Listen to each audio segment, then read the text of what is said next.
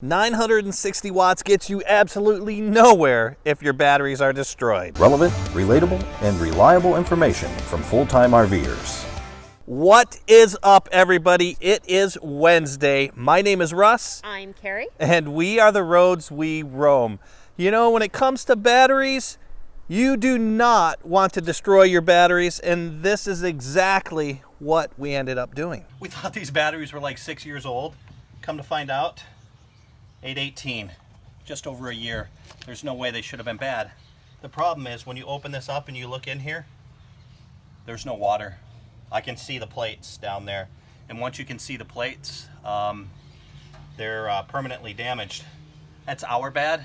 We should have known that. Honestly, I thought we had lithium batteries at first, but we didn't. We had lead acid, and really for the first, 4 months, we didn't even know where the batteries were until we did the rebuild. So that won't happen here. This should have been good another 4.5 years, but you live and you learn. Now, I thought this was going to be an unbelievably hard job, and it was actually really simple. I found a video online. We'll put a card up there, and it was done by the RV Geeks, and they did a fabulous tutorial on how to switch out your RV house batteries. Without them, I probably would end up paying $250, $300 to somebody to do it for me. Now, before I get into this, I've turned off all the breakers. I've cut the house batteries.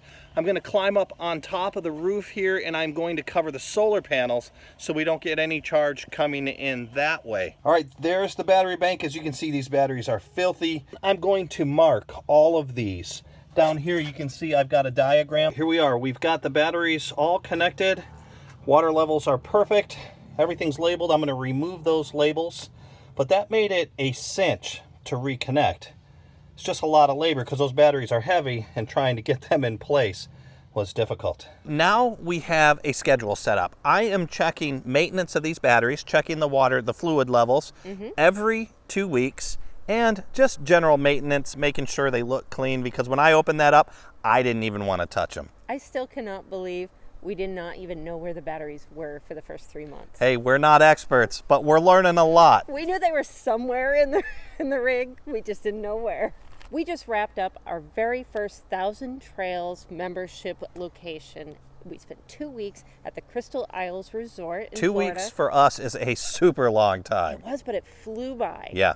This place was a perfect place for us to have that first experience. It was very quiet. There was a lot of room between sites, I felt. Oh, yeah, yeah. There were a lot of long-termers there, but every site was kept up very well. Yeah, I see a lot of these. You go to some of these sites and you see a lot of long-termer sites, and they look run down. Not so much here, not so much at all here, really. I would go back and spend another 2 weeks next time through here. People asked specifically what we got. Now, when we did it, they were having a $100 off membership promo, so it came down to $4.99 for just the one zone. We added another zone, and we added the Trails collection.